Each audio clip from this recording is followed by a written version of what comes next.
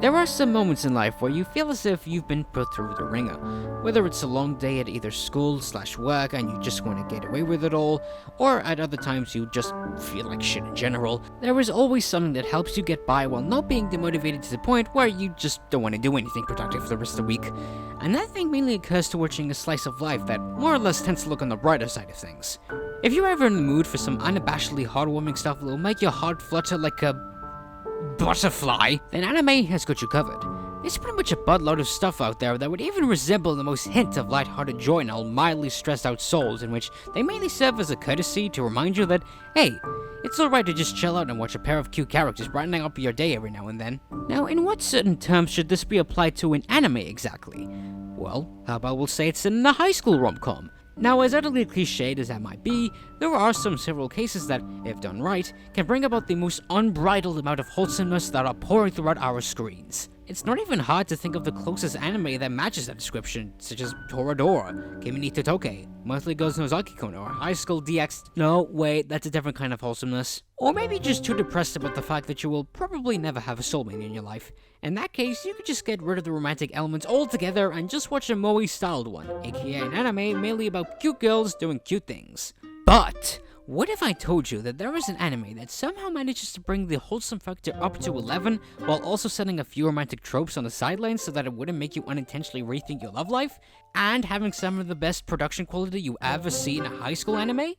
Well, you get Komi Can't Communicate.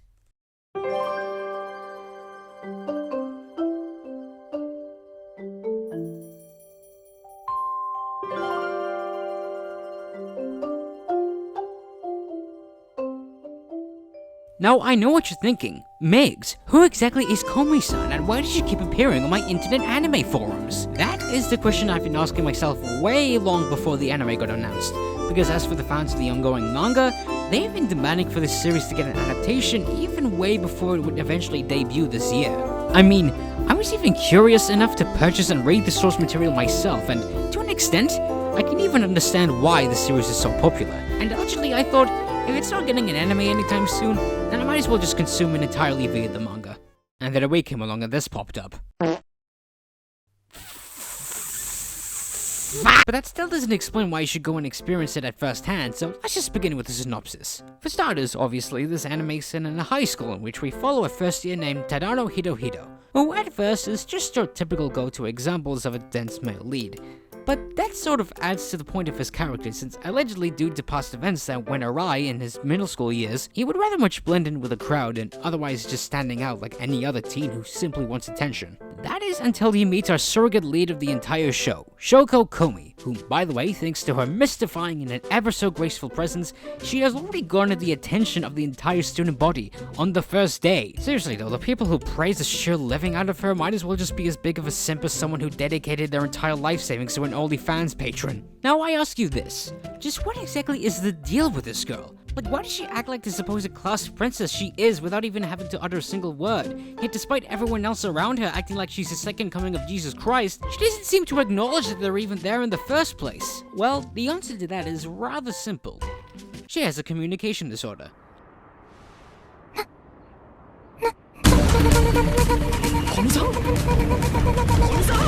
I mean, if you read the title already, then the signs are pretty obvious. I never learned to read!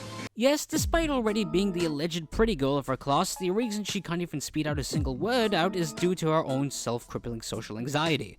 Which I guess speaks out to most of us weebs who have the same issue now that I think about it. Now, on paper, this might be seen as an elaborative idea, since tackling something as sensitive as speech dialect could easily lead to a narrative being as overly tacky as something like, I'm just a socially awkward kid who everyone sees as that one weirdo, and their parents don't even let them near me. Actually, that doesn't sound elaborative when I phrase it like that. The thing about having a main character who doesn't really talk for like 90% of the series runtime can indefinitely raise a few eyebrows. Like, how the hell am I supposed to empathize with this bean-eyed girl if all she can do is repeatedly stutter whenever someone tries to communicate with her? Well, you might not actually have to look too deep into that, because apparently everything else she does besides utterly stuttering makes everyone else in the real world praise her like she's the second coming of Jesus Christ.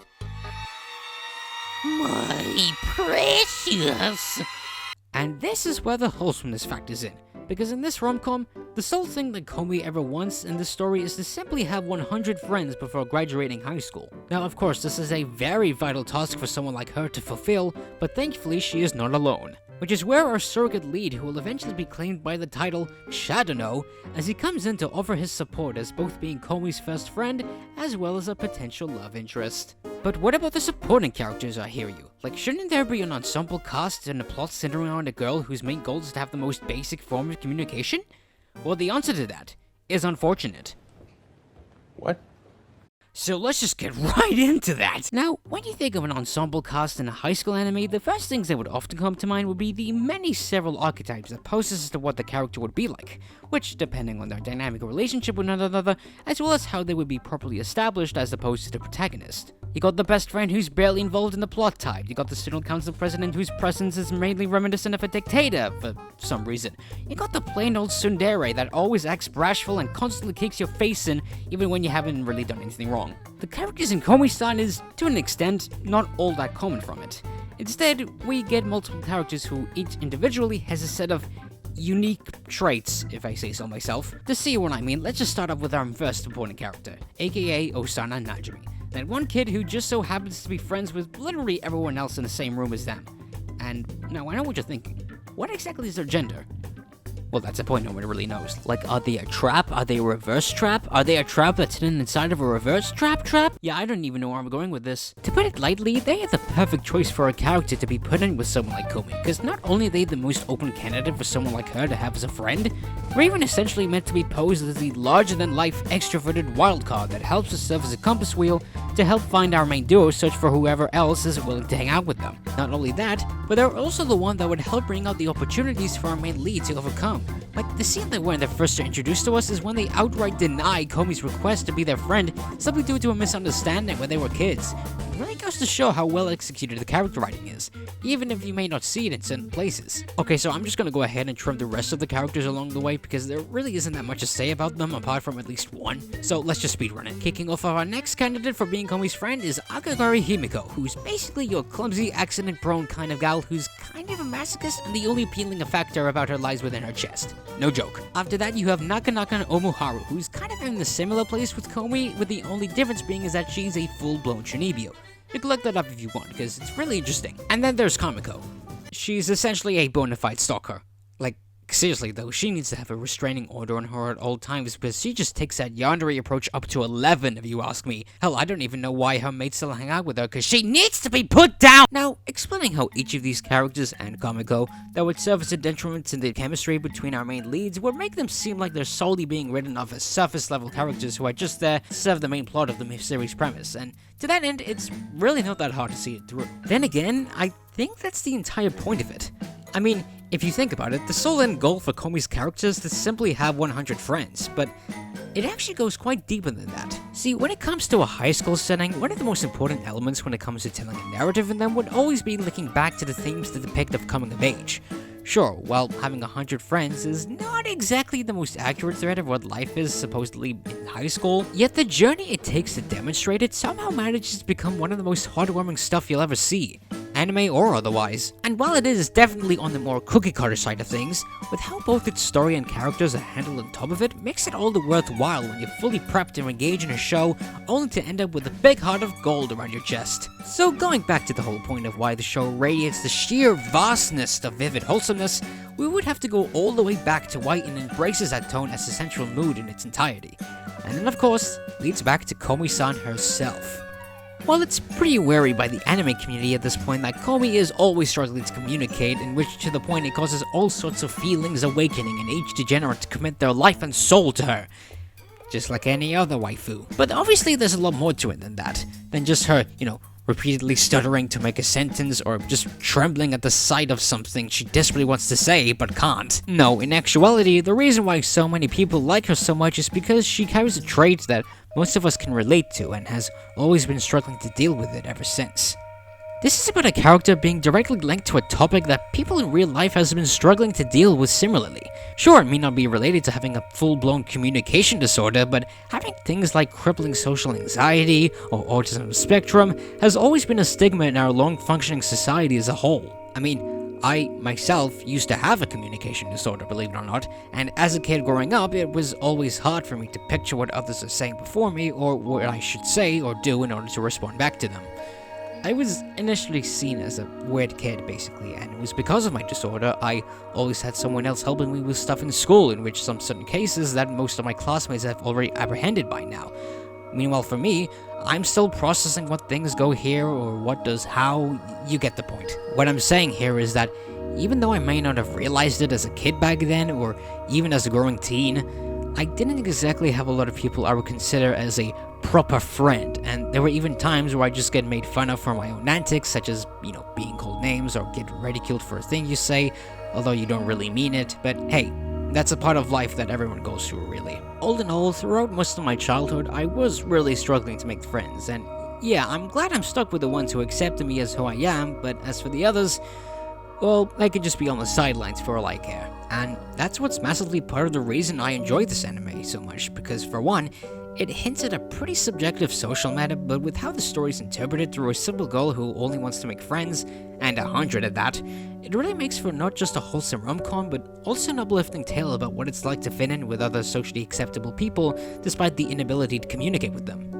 And I bet that's something that everyone can empathize with. But enough of that sentimental crap, let's get into the big question. What do I think of Komi as a potential waifu?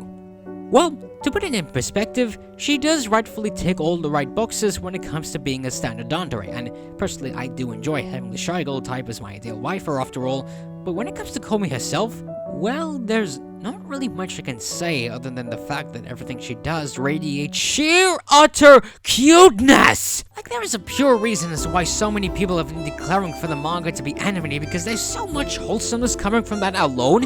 Imagine what it'd be like to see her proactively speak out loud for the first time with an actual seiyuu. You don't believe me? やっぱり私はただのくんの友達でいたいです。 You cannot be more adorable as you already are! And speaking of the word animated, my god, do they went all the way with this one. It would have been fine if they just did a standard bogged-down adaptation and people would still eat that shit up. I mean, the production in this is like dead-on movie quality. Hell, I would say it's up to par with KyoAni's other works, or even a Makoto Shinkai for that matter. And in terms of how faithful it remains as an adaptation to the manga, I'd say that it is the closest thing to compare this to the reminiscence of the JoJo series. And that's pretty much the biggest compliment I can give for a simple show in, like, well, ever. Maybe the folks over at OLM Studio managed to get enough money to recruit all the best animators thanks to all that revenue they made from a certain franchise. Quick disclosure, if you haven't seen Artaxi yet, do yourself a favor and check it out right now. It's one of the best things you'll see all year. I mean, yeah, that's really all I can say quality-wise. But of course, that wouldn't be saying enough credit to the wonderfully placed direction handled by Ayumu Watanabe, which, due to his track record, is pretty much the perfect guy to adapt a material that's just as lighthearted as Komi-san's. And I kid you not, he even directed the Children of the Sea film, and it is, by definition, one of the most beautiful animations you will see, period. Of course, there is one notable thing that I should point out when it comes to watching via streaming, and that obviously leads us to the font translations. Now, because of the fact that this series is licensed exclusively on Netflix, you would at least expect them to translate just about every single kanji that pops up on the screen to help give our main heroine some form of communication. And to that end, you guessed correctly. For the fan subs, that is. Look, I ain't gonna try to judge anyone who watches something simply because it's in their only gains of accessibility legal-wise, but come on, Netflix, just how less can you give a damn about a show's integrity? Like, you clearly have the money and resources to pull off just as much effort as any other sub translation would. But nope, turns out the best way for you to handle it was by simply translating only the words said via the voice dialogue, and put in large, jagged fonts for the unspoken scenes that demand otherwise. Man, it really does say a lot about our society now, does it? But apart from that, I'd say that's as far as I can go criticism-wise. Apart from Yamiko, she's still a total bitch psycho. So, going back to the whole reason why you should watch this anime, if you're in ever need of a nice, sweet, romantic comedy that doesn't really ponder on the many tropes that have saturated the high school anime setting, while also having some of the most uplifting premises you'll see social-wise, then this is the definitive anime for you. And thus, I bring this video to a close. Thank you so much for watching, and please subscribe if you wish to see more.